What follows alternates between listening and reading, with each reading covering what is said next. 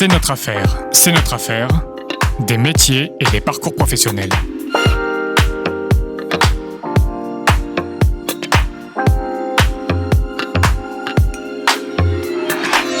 Doumer, Joseph Lasserre. Bonjour Joseph Lasserre, je vous reçois aujourd'hui dans C'est notre affaire. Vous êtes le patron de l'entreprise générale Doumer. Alors d'abord pour savoir où nous sommes, qu'est-ce que c'est Doumer ? C'est un drôle de nom quand même. Doumer, c'est une entreprise du bâtiment qui regroupe 6 entreprises, chacune spécialisée sur un métier. La couverture, l'étanchéité, plomberie, électricité, climatisation. Voilà. D'accord. Et ce nom, Doumer, ça vient d'où ? Doumer, c'est une référence au président de la République française, Paul Doumer, Oui. qui était le seul président de la République française, lui-même ouvrier du bâtiment. D'accord. Et donc je trouvais que c'était un bel hommage à ces métiers qui sont souvent dévalorisés. Tout à fait. Et donc j'avais envie de remettre cette lumière-là sur ces métiers. D'accord. Alors, nous avons un petit peu préparé cette émission. Je sais que vous n'avez pas tout à fait la formation qui est ce que vous exercez aujourd'hui. Parlez-moi un peu de votre cursus d'études et comment vous êtes arrivé là. Pour dire, ça a un peu surpris tout le monde que je me retrouve dans le bâtiment, parce qu'à la maison, j'étais le seul à pas bricoler quand il fallait bricoler avec mon père. En plus. Ouais, donc effectivement, moi j'ai fait une prépa HEC, donc aux écoles de commerce. J'étais à l'ESSEC, à Cergy. Waouh. Et après, j'ai essayé de faire un DEA en relations internationales, parce que je crois que j'avais un peu peur de travailler, mais je l'ai pas fini, j'ai pas réussi à le terminer. Et après, j'ai vendu du sucre pendant 2 ans à des industriels. Et après, fait du conseil en stratégie, en bouton de manchette dans le 8e. Oh, formidable. Et j'y ai pas trouvé mon bonheur. Et en 2009, j'ai un ami qui m'a proposé de monter avec lui une entreprise de pose de panneaux solaires photovoltaïques. Oui. On a embauché des couvreurs et des électriciens. Et j'ai découvert à ce moment-là le monde du bâtiment, et en particulier la couverture. Et je me souviens d'un couvreur qui m'a fait faire des détours quand j'allais lui montrer un chantier. Donc il me dit « Joseph, tourne à droite, sors de la voiture ». Et qui me montre du doigt un toit qu'il avait lui-même fait avec un sourire jusqu'aux oreilles. Et c'est la première fois que je voyais à ce point-là de la fierté dans la réalisation concrète et belle. Ça m'a touché. Et je me suis dit c'est ça que j'ai envie de faire. Formidable.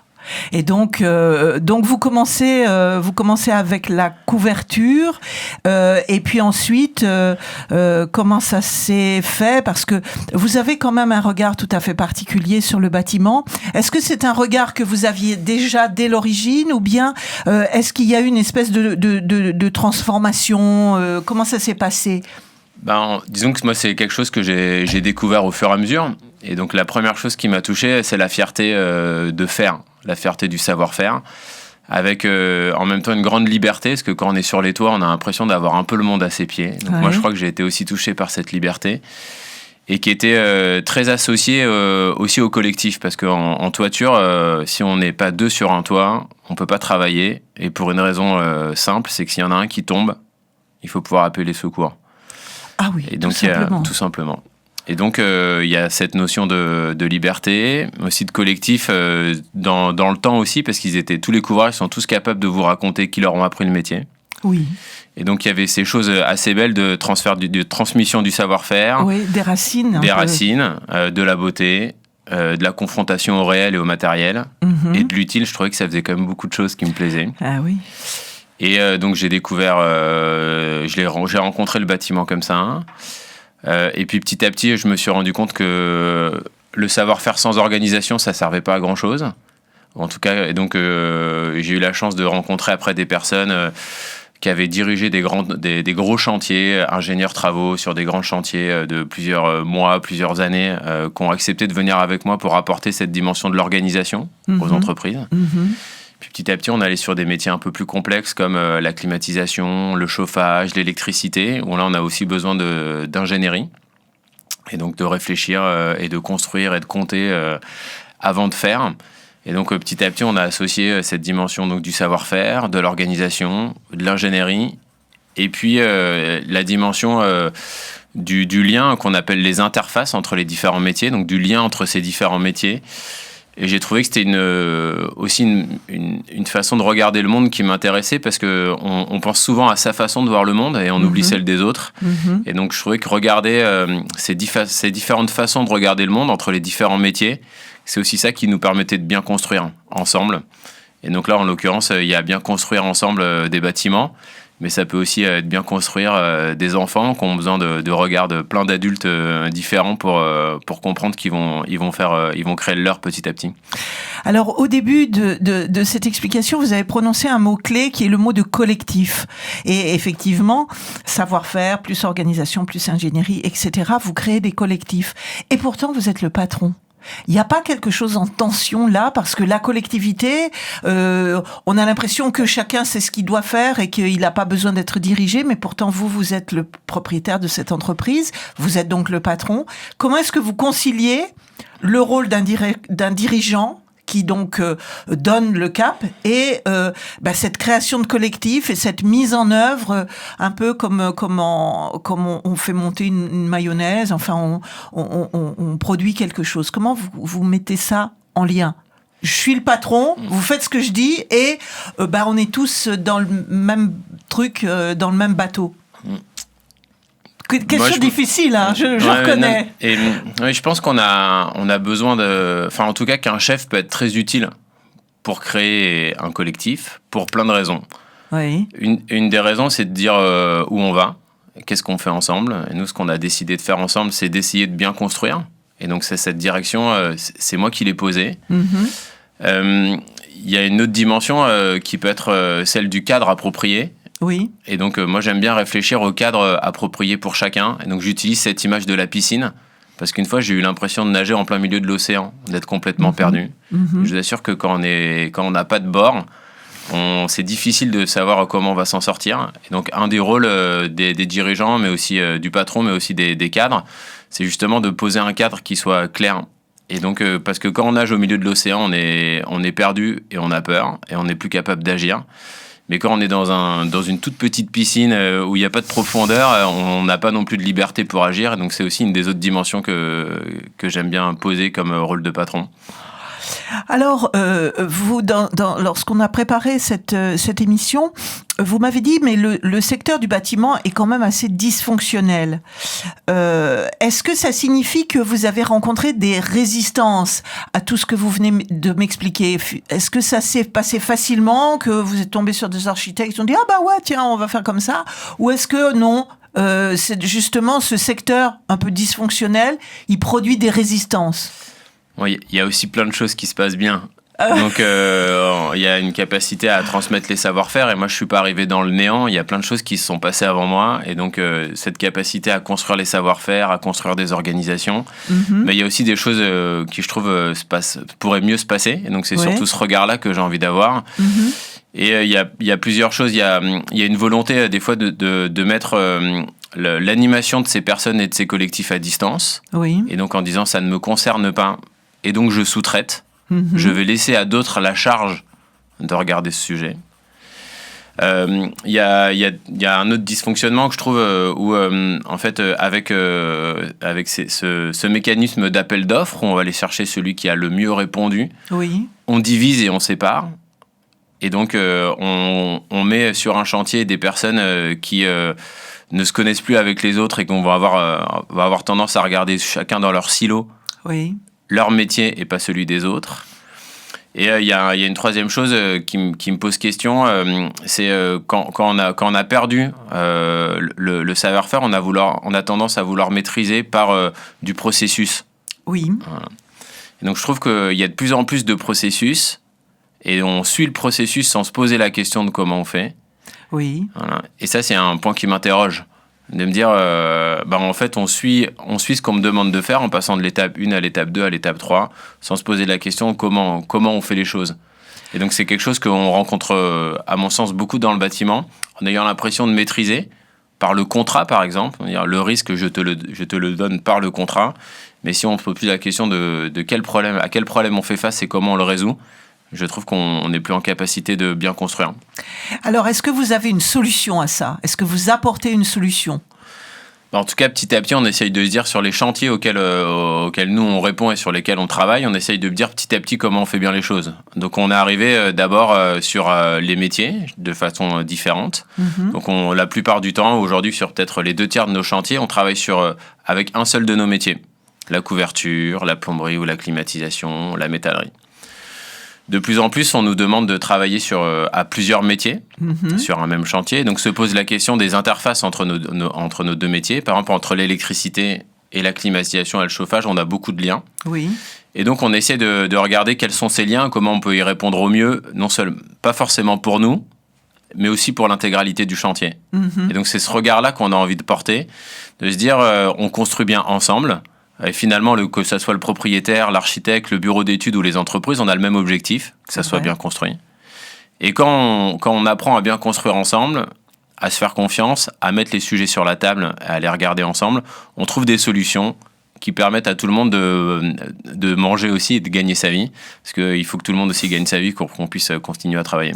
Bien sûr. Alors, je m'aperçois que j'ai pas posé une question qui est pourtant fondamentale pour une entreprise générale dans le bâtiment, c'est quel type de chantier qu'est-ce que vous construisez? Des immeubles, des maisons, des tours, vous construisez quoi? Ouais, donc juste petite remarque, j'aime pas trop dire entreprise générale pour nous, parce que justement, entreprise générale, souvent elle est générale, et nous on aime bien travailler sur des métiers en particulier qu'on fait associer, donc on a un groupe d'entreprises spécialisées qui travaillent ensemble. Voilà. D'accord, voilà. Ok, très bien, voilà. Très important. Voilà. Très important. Sur les objets ou les bâtiments qu'on construit, on fait principalement de la rénovation. D'accord. En Île-de-France, et sur des bâtiments qui peuvent être des copropriétés. Donc on peut refaire des toits parisiens, typiquement des toits haussmanniens. Intervenir sur des immeubles de bureaux ou de logements pour faire leur rénovation. On intervient aussi pour des privés, typiquement par exemple Roland-Garros, où on peut refaire, on fait depuis plusieurs années le carrelage par exemple à Roland-Garros pour l'accès aux joueurs. Et aussi chez des industriels qui ont besoin d'entretenir leur bâtiment. Donc principalement pour des personnes qui ont besoin d'entretenir leur bâtiment pour pouvoir bien s'en servir, que ce soit des habitations, des usines, des bureaux. D'accord, donc effectivement... Pas trop de particuliers. Oui. Pas trop de particuliers. Rénovation et entretien, en fait. C'est ça, exactement. Effectivement, et ça vous permet donc de cibler quelle entreprise de votre groupement vous allez mettre sur tel chantier. C'est ça c'est fléché un peu. En fait souvent, on connaît, ou les clients nous connaissent pour un ou plusieurs de nos métiers. Ils savent ou pas qu'on en a d'autres. Et donc, on leur laisse aussi le choix de choisir l'entreprise dont ils ont besoin en fonction des chantiers. Et vous répondez à des appels d'offres aussi ? On répond à des appels d'offres. La plupart du temps, les clients souhaitent avoir plusieurs propositions pour pouvoir choisir. Donc, on répond à des appels d'offres privés ou publics. Ou publics aussi. Ouais. Donc, on peut vous retrouver à la réfection de la gare Montparnasse, aussi bien qu'à l'usine de traitement des déchets à Saint-Denis. Ouais, exactement. Voilà, c'est vaste. Très bien. Joseph Lasserre, nous allons marquer une petite pause musicale que vous avez choisie et qui correspond tout à fait à votre parcours. D'ailleurs, et je vous retrouve dans quelques minutes.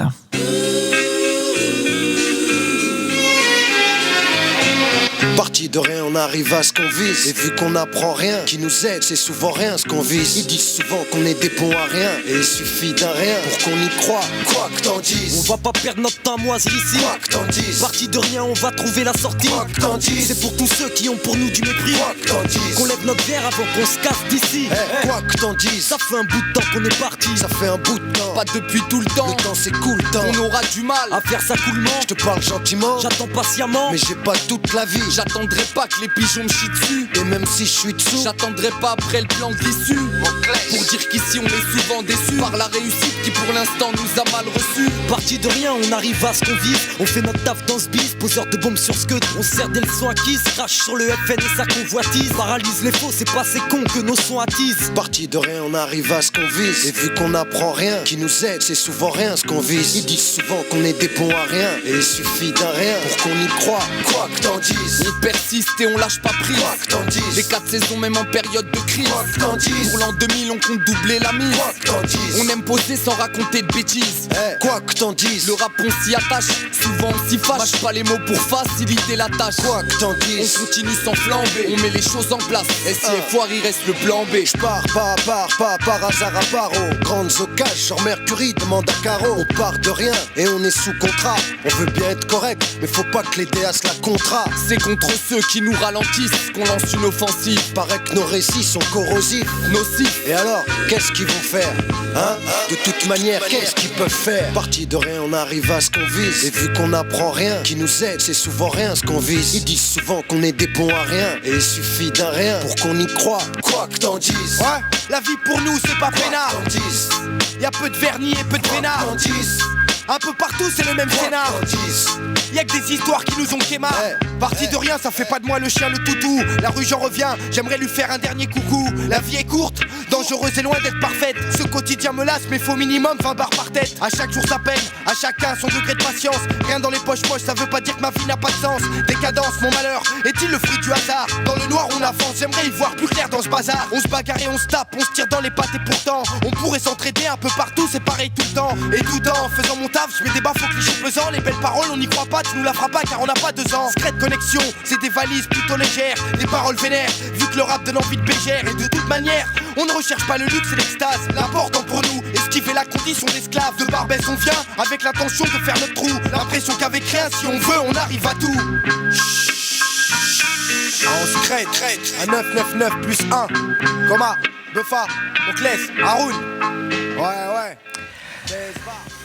Alors, Joseph Lasserre, vous êtes le patron de l'entreprise Doumer et nous venons d'écouter une musique choisie par vous. Alors, dites-nous ce que c'est et dites-nous aussi pourquoi vous avez choisi cette petite pause musicale qui est une chanson à texte.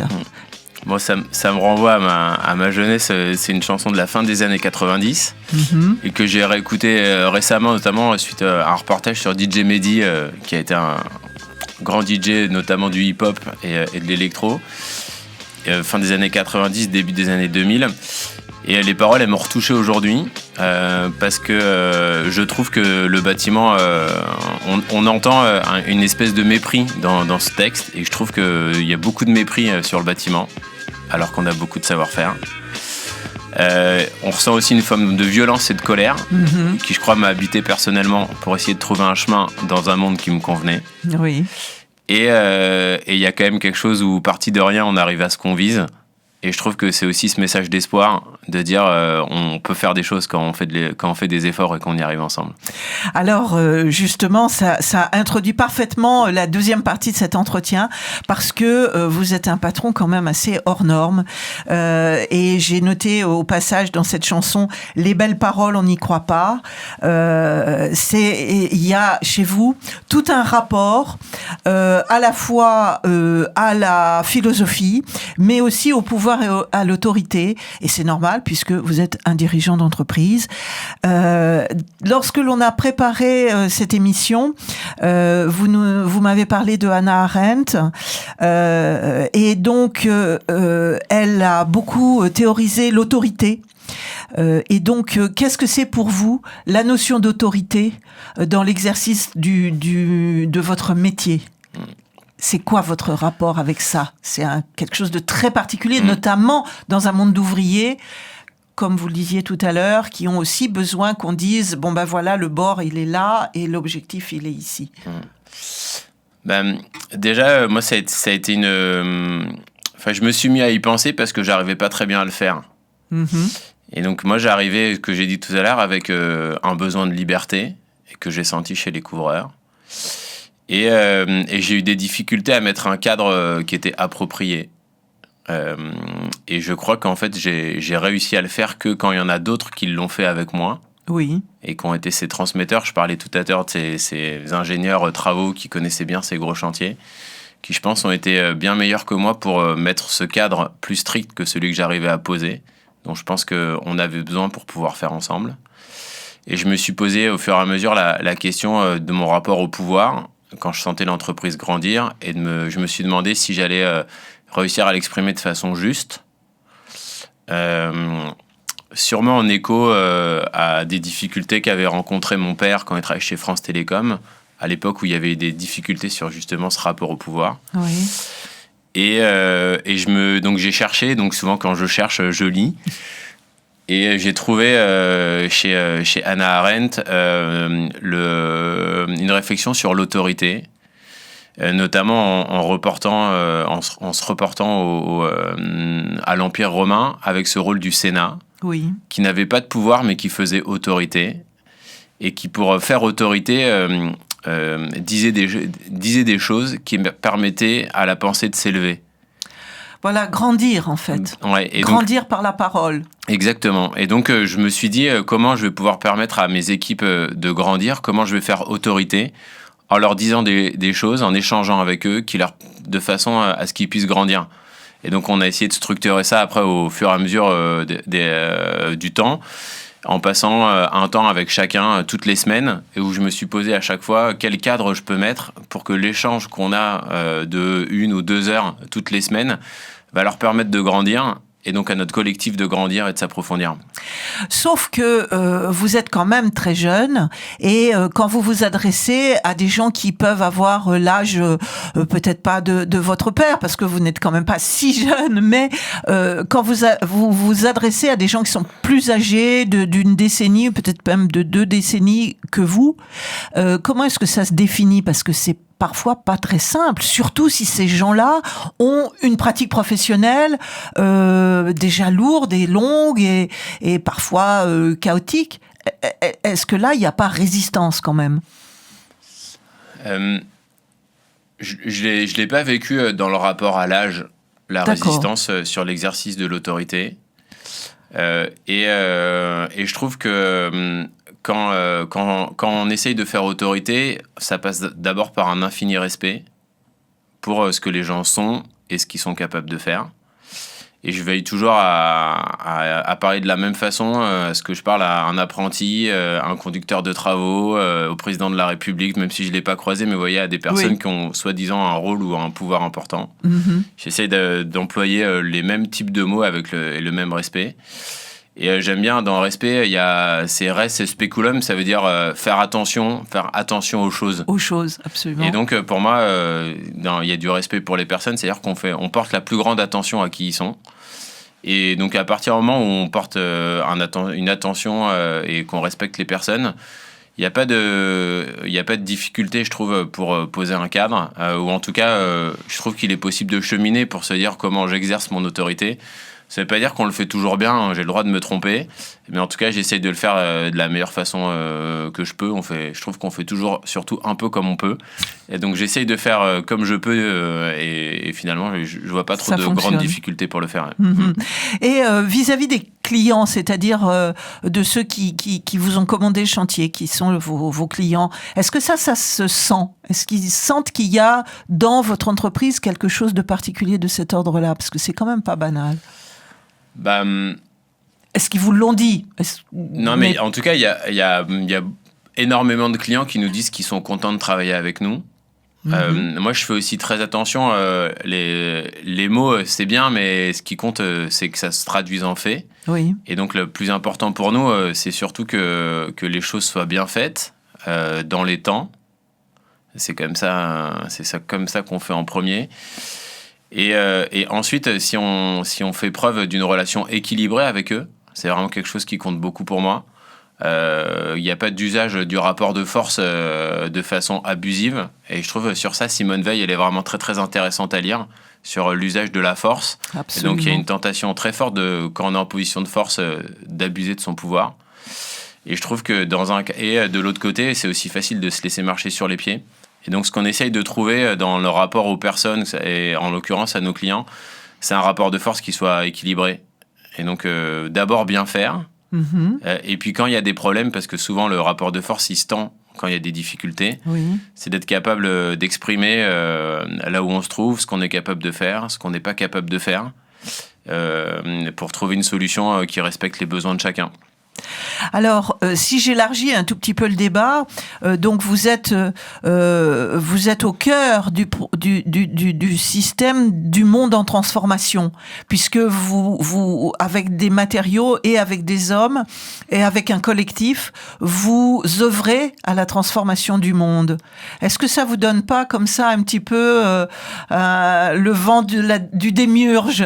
Je veux pas dire que vous prenez pour le créateur du monde, mais est-ce que ça vous donne pas parfois, alors peut-être un sentiment de solitude, ou alors un sentiment d'une responsabilité énorme dans ce monde en transformation dont vous êtes l'un des artisans? Vous m'avez cité Bruno Latour à ce propos, mais bon... En fait, disons qu'il y a eu je pense, une volonté de démiurge qui était un peu inconsciente au début, en tout cas d'imaginer un monde qui me convenait plus que tout ce que j'avais vu dans le monde, notamment dans le monde de l'entreprise. Donc il y avait une volonté de construire une entreprise qui me convenait. Et donc aujourd'hui, j'ai la joie de penser que rien, bien sûr, rien n'est parfait, mais il y a plein de choses qui me conviennent, notamment des points qu'on a évoqués ensemble, de savoir-faire, de respect des personnes, d'attention au collectif. Je suis persuadé aussi que pour vivre comme individu, on a besoin de faire partie de collectifs, et que les collectifs professionnels font partie de ces collectifs. Et j'attache, et notamment c'est Bruno Latour qui m'a donné de la profondeur sur ce que ça pouvait être le politique et le rôle du chef dans le politique. C'est-à-dire. Et donc en essayant et pour le politique, c'est d'essayer de dire quelque chose qui est reconnu comme vrai. Par tous les membres du collectif. Donc ça a été aussi un grand travail pour moi de mettre en mots ce qu'on essayait de faire ensemble, de façon à ce que moi, d'abord, et l'ensemble de mes équipes, quelle que soit leur responsabilité et leur rôle dans l'entreprise, puissent se dire ce que dit Joseph, dans le chemin qu'on suit ensemble, je considère que c'est vrai. Et donc ça, on se l'est dit, je l'ai passé beaucoup de temps à l'écrire. Et aujourd'hui, c'est 4 piliers qui nous guident dans ce qu'on essaye de faire. Donc, j'ai beaucoup parlé de savoir-faire. Oui. Et donc, j'ai beaucoup de fierté du savoir-faire. Et donc, c'est pour ça qu'on a des entreprises spécialisées. Parce qu'on considère que pour être bon, il faut être spécialiste pour être fier de son savoir-faire. Qu'on a besoin d'organisation, j'en ai beaucoup parlé. Je partage la troisième chose, c'est l'exigence de s'améliorer. Parce que je considère que les hommes... ils grandissent en s'améliorant et en traitant les problèmes. Et le 4e sujet, c'est le sujet de l'interface, et qui est en fait ce sujet d'accepter que on regarde tous le monde d'une façon différente, et que ces regards différents nous permettent de faire quelque chose ensemble. Est-ce que ça ne génère pas aussi un peu de dissension? Parce que forcément, bien sûr que l'idéal, c'est que tout le monde adhère à ces 4 piliers de votre activité, de la façon dont vous l'envisagez, mais vous devez nécessairement tomber sur des résistances, des réticences, des visions différentes. Comment vous gérez ça, en fait? Il y a forcément on fait forcément face à des problèmes. Oui. Et notamment, je trouve qu'il y a un espèce de mythe de la coopération, comme si ça serait heureux et que tout le monde aurait envie de coopérer. Et en fait, on a plutôt tendance à vouloir faire chacun dans son coin. Parce que dès qu'on fait avec un autre, on est confronté à un point de vue différent avec lequel on doit se mettre d'accord. Et donc, il y a forcément des frictions. Et moi, ce que j'aime bien, c'est profiter de ces frictions pour dire mais d'où elles viennent, qu'est-ce que ça veut dire et qu'est-ce qu'on peut en faire. Et souvent, c'est l'occasion, et donc c'est là où on revient à mon rôle de patron. Oui. C'est de rappeler la direction qu'on est en train de suivre et de créer et de montrer que ces frictions, elles font partie de notre histoire. Et donc c'est avec les problèmes qu'on rencontre au quotidien qu'on se dit tiens, lui, il est en train de regarder les choses comme ça, moi comme ça, qu'est-ce qu'on fait de cette histoire ? Eh bien, écoutez, Joseph Lasserre, merci.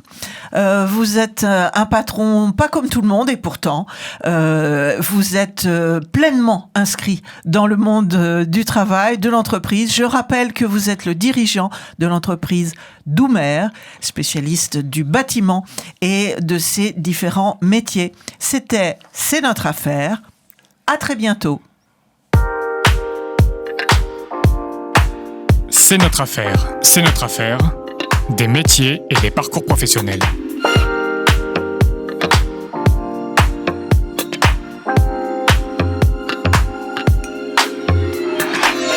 Doumer, Joseph Lasserre.